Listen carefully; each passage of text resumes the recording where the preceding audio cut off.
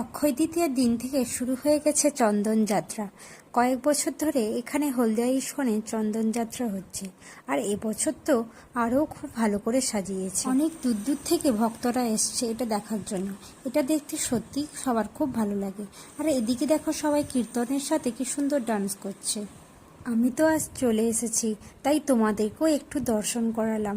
সামনে থেকে দেখে সত্যিই অপূর্ব লাগছে, খুব সুন্দর করে সাজিয়েছে। আর এই আরতিগুলো দেখতে আরোই সত্যি খুব ভালো লাগছে। আর এই দিন ভগবানকে ভোগ দেওয়ার জন্য অনেক ভক্তরা ভগবানের উদ্দেশ্যে খাবার নিয়ে আসে। তারপর সেটা ভোগ লাগানোর পর সেটা সবাইকে বিতরণ করে দেয়। আর এইদিকে দেখছো ছোট জলাশয় দেখতে পাচ্ছ, পুকুরের মতো। এখানে পুরোটা গোল করে ঘোরানো হয়। যেহেতু প্রচণ্ড এই সময় গরম থাকে, তাই ভগবানের সর্বাঙ্গে চন্দন লেপন করা হয়। তারপর বিকেলের দিকে এখানে আনা হয়, তারপর পুরোটা ঘোরানো হয়। পুরো জলাশয়টা খুব সুন্দর করে সাজিয়েছে ফুল দিয়ে।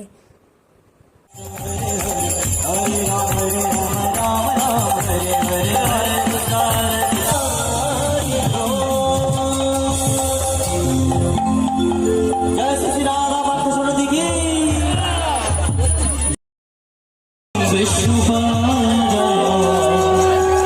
কৃষ্ণ নির্বিশেষ শূন্যবাদী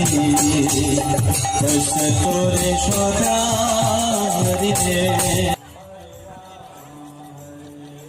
সাড়ে 6টার দিকে আরতি শুরু হয়।